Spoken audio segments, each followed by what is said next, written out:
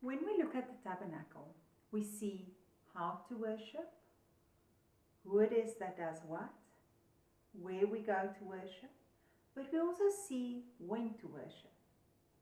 So one of the first things that we see is that daily the priest did sacrifices.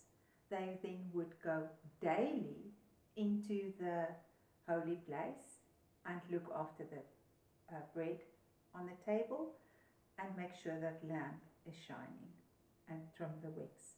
And they would do that twice a day, in the morning and in the evening.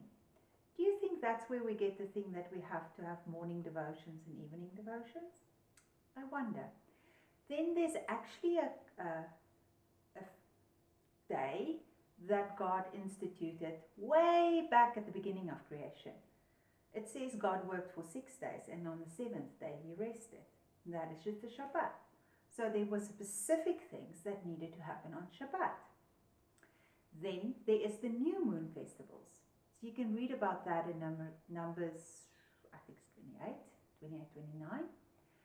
Then there's the different feasts of the Lord. So there's 7 feasts. A couple of them is in spring. Well, the northern hemisphere spring. So now March, April, our time in South Africa. And a couple of them is in September, October time frame, which is the fall festivals. And then in between there's a single festival, which is called Shavuot, which happens to be on the same day that we celebrate Pentecost. Then there is also special years. Every 7th year was a year of rest for the land. So see, not just the people need to rest, the land also needs resting. And that meant that on the 7th year you'd forgive the debts, all that everyone has owed you, you would forgive. And you would not plant in the 7th year. So the harvest you got in the 6th year would last you up to and into the 8th year. And then there was the year of Jubilee, which came around every 7 groups of 7 years. So after 49th year, then there's a year of Jubilee.